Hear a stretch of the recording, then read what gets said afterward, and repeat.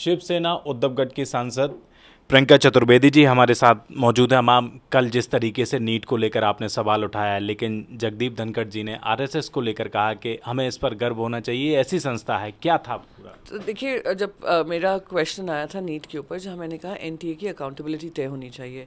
ये एनटीए तब बना था जहाँ पे सिर्फ एक कैबिनेट अप्रूवल के आधार पर आपने सोसाइटीज़ रजिस्ट्रेशन एक्ट के अंतर्गत बना दिया था, उसका कोई पार्लियामेंट्री अप्रूवल नहीं है। एनटीए बना, अब चेयरपर्सन ने इस्तीफा दे दिया है, पर क्या उन पर कार्रवाई होगी? इतने पेपर लीक्स हुए हैं, 24-25 लाख बच्चों का वो सफ़र कराया है, तो उन पर कार्रवाई होगी। मैं अकाउंटेबिलिटी की बात करी थी, उसी के चलते एक सप्लीमेंट्री क्वेश्चन था, जिस सप्लीमेंट्री क्वेश्चन में कहा गया कि ये जो चेयरमैन थे वो आरएसएस विचारधारा वाले थे, और अब क्वेश्चन पूछने से पहले ही उनको रोक दिया गया। ये कहा गया कि ग्लोबल थिंक टैंक है और सेल्फलेस सर्विस करता है।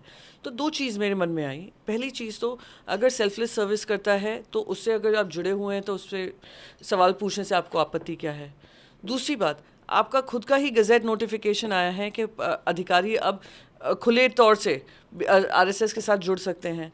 तो अगर दोनों चीज़ में सत्यता है तो इसमें क्यों कटुता है कि वो जो एनटीए चेयरपर्सन थे आरएसएस वादी थे? और आरएसएस नाम से ही आप लोग पार्लियामेंट्री क्वेश्चन क्यों नहीं होने देते? क्या दूसरे ऑर्गेनाइजेशंस का कभी नाम नहीं आया है? तो इसलिए हमने विरोध किया कि जो सुमन जी पूछ रहे थे, सुमन जी अपने दायरे में रहकर पूछ रहे थे, as per the rules and observations of the parliament पूछ रहे थे। वो कहते हैं अखबार में आया है कि उनके आरएसएस स्ट्रॉन्ग लिंक्स हैं। व्यापम स्कैम के समय पे भी, व्यापम आपको याद होगा मध्य प्रदेश में, जहाँ पर कितने सारे लोगों की फर्जी डिग्री हो गई, वो व्यापम स्कैम के समय पे व्यापम चेयरपर्सन वही थे। तो अगर ये सवाल पूछ लिया, जनता के सामने सच्चाई नहीं आनी चाहिए। यहाँ पे लाखों करोड़ों स्टूडेंट्स हैं जो दुखी हैं, जिनकी इतनी फ्यूचर दाव पे आ गया है, पर आप जवाब नहीं देंगे, आप पूछने नहीं देंगे सवाल। तो ये स्पष्ट करता है, या तो आप गौरव महसूस करें कि आप आरएसएस से जुड़े हैं, या आप गौरव महसूस करें आरएसएस एक सेल्फलेस संगठन है। और अगर आपको गौरव महसूस हो रहा है तो आपको इस प्रश्न से आपत्ति नहीं होनी चाहिए। सभापति, वाइस प्रेसिडेंट, इतने बड़े पद, ये संवैधानिक पद हैं, क्या लगता है ये उचित है?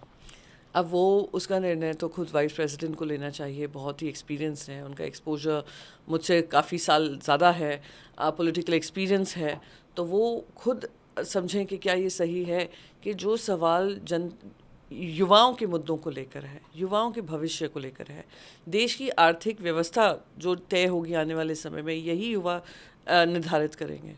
तो क्या उनके साथ हम इंसाफ कर रहे हैं? ये प्रश्न। मैम, आपने युवाओं की बात की। 3 बच्चों की मृत्यु हो जाने के बाद लगातार प्रदर्शन चल रहा है, अभी तक कोई ठोस कार्रवाई नहीं। इतना शर्मनाक है, बच्चों की मौतें हो गई और बाकी पूरी देश भर को ब्लेम किया जा रहा है, ना कि जो लोग, जो अधिकारी हैं, जो पुलिसकर्मी हैं, जो होम मिनिस्ट्री है, जो लेफ्टिनेंट गवर्नर है, और जो भी उस पद पे हैं जिनकी जिम्मेदारी बनती है कि इसकी सफाई होनी चाहिए। इतने अवैध अगर कोचिंग क्लासेस बढ़ गए हैं और अवैध तरीके से कंस्ट्रक्शन चल रहा है, उसकी जिम्मेदारी कौन लेगा? अगर लेट्स से एमसीडी नहीं कर पा रहा है, क्या दिल्ली की पुलिस फोर्स नहीं इंश्योर कर सकती थी कि उसका ध्यान दिया जाए? और दिल्ली फोर्स किसके अंदर आती है? होम मिनिस्ट्री के अंदर आती है। क्या आपने टीसीडी बिल नहीं पास किया है पार्लियामेंट में, जो अभी सुप्रीम कोर्ट में लड़ाई अभी भी चल रही है, जहाँ पे सर्विसेज आपने पूरा का पूरा एलजी को दिया हुआ है, अपॉइंटमेंट से लेकर ट्रांसफर्स से लेकर सब कुछ उनके हाथ में है। तो आप एक कार ड्राइवर को ब्लेम कर दें, आप एक कोचिंग क्लास को ब्लेम कर दें, जो पूरा इकोसिस्टम है जो भ्रष्टाचार पे बना हुआ है, उसको कौन सफाई करेगा? कल रात से मैम दिल्ली पानी पानी हो गया है। पार्लियामेंट की बात करें, भारी जल भराव देखने को मिला है और पानी कहीं से लीकेज भी हो रहा है। क्या बताएं? आप देखिए, देश का अर्बन इंफ्रास्ट्रक्चर ही इतना कोलैप्स हो जाता है, एयरपोर्ट्स के रूफ टूट जाते हैं। 1 साल पहले इनॉग्रेट किया प्रधानमंत्री जी ने, अगले साल टूट जाता है। पार्लियामेंट इनॉग्रेट किया प्रधानमंत्री जी ने, पार्लियामेंट में पानी लीकेज हो जाता है।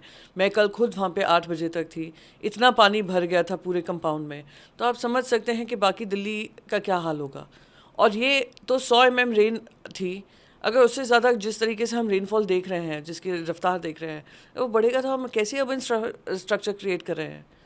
और पार्लियामेंट तो अब केंद्र सरकार के अंतर्गत आता है, केंद्र सरकार उस पर पूरा शॉर्ट ड्यूरेशन डिस्कशन करेगी। अखिलेश यादव कह रहे हैं कि इससे अच्छा तो पुराना पार्लियामेंट। अब यही आप देखिए, इतने साल पुराना पार्लियामेंट में कभी ये सुनने में नहीं है कहीं सीपेज है, कहीं लीकेज है। और इस पार्लियामेंट में लगातार ऐसा है कि आपके लिए, एमपीज के लिए बाकी कोई सुविधा ना हो, स्विमिंग पूल की सुविधा दे दी है। एमपीज तो सबसे सेफ मैम, इससे बड़ा क्या होगा देश में? क्या सेफ? आप देखिए, 2 सत्र पहले, 3 सत्र पहले कोई बच्चे आकर घुस आए, उन्होंने आतंक मचा दिया अंदर आकर, डेस्क पे जंप कर लिया। क्या सिक्योरिटी एमपीज़ की, कहते हैं सबसे सुरक्षित होना चाहिए पार्लियामेंट। अब कहते हैं सबसे अच्छा इंफ्रास्ट्रक्चर होना चाहिए, देश विदेश में नाम होना चाहिए, कितना खूबसूरत कन्वेंशन सेंटर बनाया है, पार्लियामेंट है, सॉरी पार्लियामेंट बनाया है, और वो भी पार्लियामेंट हर तरफ से लीक कर रहा है। तो अगर इंफ्रास्ट्रक्चर आप एट द टॉप ही आपका इतना वीक है, जो आप क्या मैसेज दुनिया को भेज रहे हैं कि आपके इंफ्रास्ट्रक्चर कैपेबिलिटी बिल्ड करने की सक्षम है या नहीं। इंफ्रास्ट्रक्चर जो बनता है, जो ऐसे पब्लिक टैक्स पेयर्स मनी पे बनता है, वो 100 साल आगे के लिए बनता है, वो 150 साल आगे के लिए बनता है। एयरपोर्ट जो बनते हैं कम पैसों में नहीं बनते हैं। जब आप पैसा खर्च कर रहे हैं तो ऐसा बनाइए कि वो ट्रैफिक भी झेल ले, वो क्लाइमेट रेजिलिएंट भी हो, वो जिस तरीके से बनाया जाए वो वैल्यू फॉर मनी हो। पर आपका सारा इंफ्रास्ट्रक्चर कोलैप्स कर रहा है। आप चाइना से कम्पीट कर रहे हैं, आप चाइनीज़ मॉडल बनाए दे रहे हैं, तो ये दुर्भाग्यपूर्ण है। बात करने के लिए शुक्रिया। कैमरा पर्सन चंदन के साथ दिल्ली से हृदय यादव, न्यूज़ पॉइंट।